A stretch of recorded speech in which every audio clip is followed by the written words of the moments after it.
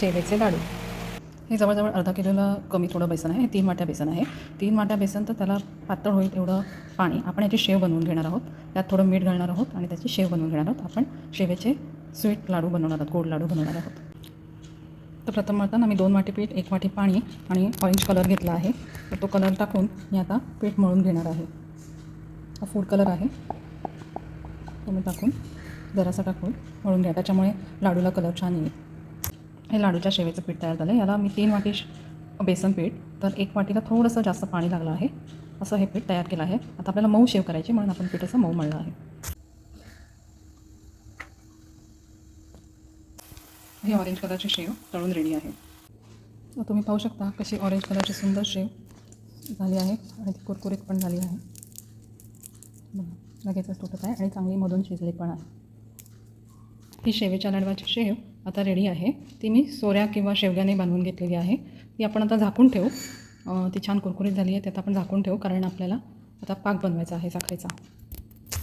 आता आपण साखरेचा पाक करून घेणार आहोत. त्यासाठी मी 2 वाटी साखर आणि 2 वाटी पीठ होतं त्याप्रमाणे 2 वाटी साखर आणि 1 कप पाणी घेतलं आहे. जेवढी साखर बुडेल तेवढं आपल्याला पाणी घालायचं आहे.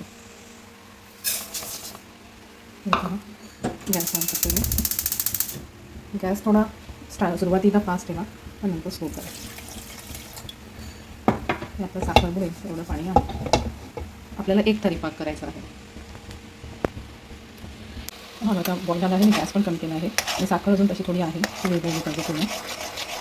त्याला बॉईल झाला आहे. आता जशी जशी साखर वेगळी तसं आपल्याला कळेल की त्यात थोडा चिकटपणा यायला सुरू झाला आहे. तुम्ही पाहू शकता पूर्ण साखर विरघळली आहे आणि हा आता आपला 1 तरी पाक करून रेडी आहे. त्या क्षणी मी शेवयांमध्ये थोडे मनुके आणि वेलची पूड घालून घेत आहे.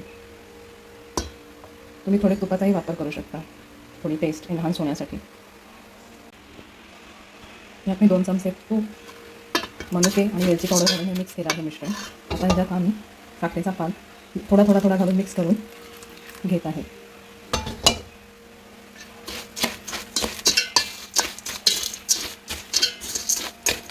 त्यात जसं जसं मुरेल तसं आपण अधिक त्यात घालायचं.